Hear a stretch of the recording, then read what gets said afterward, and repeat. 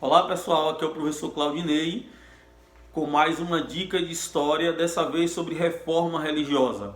Pessoal, vamos ficar atentos que a reforma religiosa é mais do que um conceito cultural, é mais do que um movimento religioso, é um movimento social e político, portanto, é extremamente importante a gente analisar como um conjunto dentro daquele momento chamado de renascimento cultural e científico, beleza?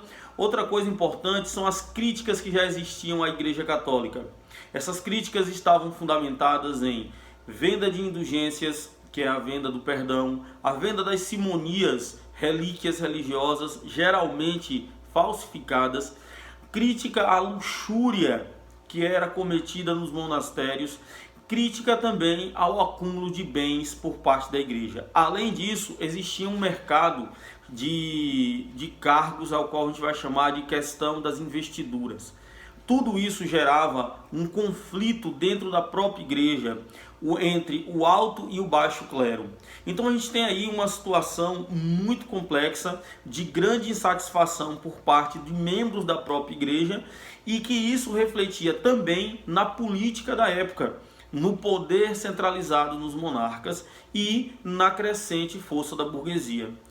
Portanto, é importante a gente lembrar que ainda no século XIV nós vamos ter nomes como John Wycliffe, que vai criticar as ações da igreja, e nós teremos também John Hus, que serão considerados percussores do movimento reformista. Ambos foram condenados e seus preceitos não foram difundidos com tamanha força como foram as ideias de Martinho Lutero. Lutero, ele vai fazer críticas contundentes à questão das investiduras, à questão das indulgências, à questão dos sacramentos. Lutero vai escrever as 95 teses, onde ele vai deixar muito claro que a sua indignação com a venda das indulgências. Fica aí uma dica de filme bem interessante sobre a vida de Lutero. É um filme que vai narrar exatamente essa visão de Lutero em relação às indulgências, beleza? Pessoal, outra coisa importante, e a gente pode perceber, é o movimento calvinista. Lembre-se, Lutero ele é considerado o pai da reforma religiosa. Por quê?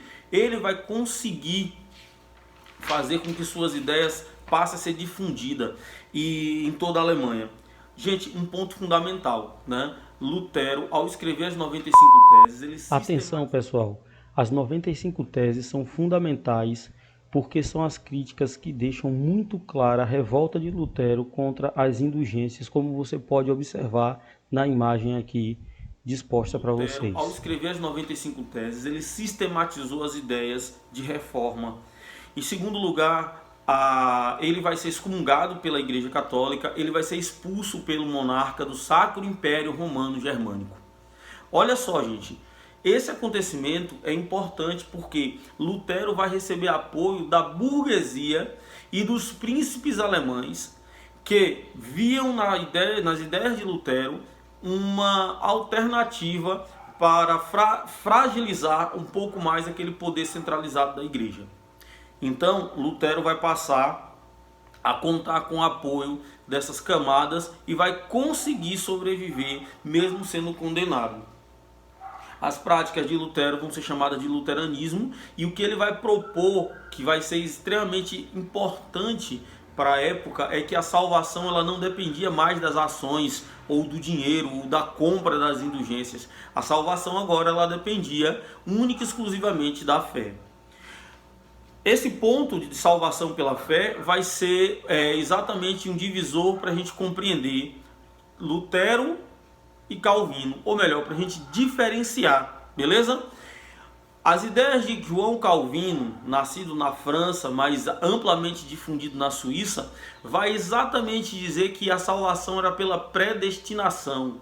Calvino é considerado o nosso segundo mais importante reformista, tá? Eu não estou colocando aqui na ordem de importância religiosa, mas sim cronológica e histórica. João Calvino ele vai defender a ideia de que o ser humano já era salvo por uma predestinação divina. Como saber isso? Bom, buscando uma vida reta, mantendo-se fiel às Escrituras e, como sinal da graça divina, o acúmulo de bens materiais, ou seja, a prosperidade material. Isso vai abrir espaço para a burguesia apoiá-lo amplamente. Aí vão se difundir pela norte da Alemanha, França, Suíça, chega a influenciar profundamente lá a colonização norte-americana. Existe um autor chamado Max Weber que vai escrever a obra A Ética Protestante e o Espírito do Capitalismo, onde nessa obra ele vai relacionar o sucesso do capitalismo, o sucesso do lucro dentro dessa ótica religiosa protestante, beleza? Então aí é muito importante, vejam aqui é a definição aí de predestinação, beleza? Pessoal, entre esses reformistas é importante a gente lembrar também de Henrique VIII. Henrique VIII, ele era um monarca inglês que vai conseguir confiscar os bens da igreja, tomar a liderança, as rédeas da igreja cristã do seu país, e ele vai inclusive forçar o parlamento a elaborar leis que concentrassem esse poder dentro da Inglaterra. Como é que essa confusão toda começou?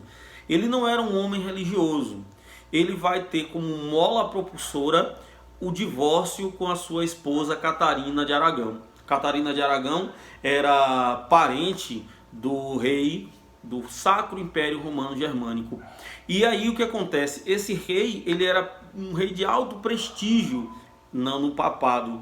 O Papa não quis adotar as medidas de separação, divórcio, por uma questão política. E aí por isso que eu costumo dizer que essa situação é uma situação muito política. Tanto Lutero, Calvino como Henrique VIII, a gente tem que observar que a religião é uma questão cultural, mas que a questão política aqui, econômica e social, ela está evidente no discurso dos três reformistas. Beleza? Olhe bem, Henrique VIII, ele queria se separar da esposa, queria o divórcio, e esse divórcio vai servir para a gente aí como pano de fundo para um outro divórcio, um divórcio político entre a monarquia inglesa e a Igreja Católica. Ok? Bom, para a gente finalizar esse vídeo, é importante a gente lembrar que a Igreja Católica ela não ficou passiva.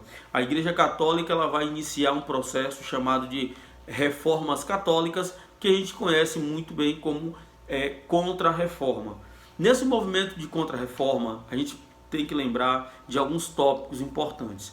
Por exemplo, foi elaborado um sistema de novas evangelizações. Foi criado então a Companhia de Jesus, ao qual nós brasileiros conhecemos muito, que foi aí que chegaram aqui no Brasil os padres jesuítas, beleza? Outra coisa foi a criação, a sistematização, na verdade, da Santa Inquisição. Também foi criado o livro, o Índice de Livros Proibidos, o Index. E é importante lembrar do Concílio de Trento, onde todas essas práticas e essas ideias serão sistematizadas, compiladas em um manual. E aí a Igreja Católica ela passou a trabalhar em um sentido de impedir o avanço do protestantismo e converter povos ao cristianismo católico. Essa conversão era forçada, a gente vai compreender o processo dos jesuítas no próprio território brasileiro, e é importante lembrar também o uso da violência, né, através a violência intelectual com a censura, o índex, e também a questão da violência física usada pela Santa Inquisição, as torturas, os assassinatos, as queimas públicas de pessoas na fogueira. Gente, e sobre esses aspectos é importante lembrar também, de novo aqui eu falo, a característica política do momento. A força da Igreja Católica, ela estava principalmente ligada às monarquias que mantinham a estrutura de poder ligadas à Igreja para controlar a sua população. Era um sistema de controle populacional e a Igreja funcionava muito bem como esse tipo de mecanismo. Isso a gente vai perceber muito em Portugal e na Espanha, onde suas monarquias absolutistas usaram esses recursos para controlar a sua população, tanto dentro do seu país quanto nas colônias ao qual eles estavam conquistando no advento da expansão ultramarina. Beleza? A gente fica por aqui. Espero que vocês tenham compreendido aí todas as dicas que foram dadas. Até a próxima.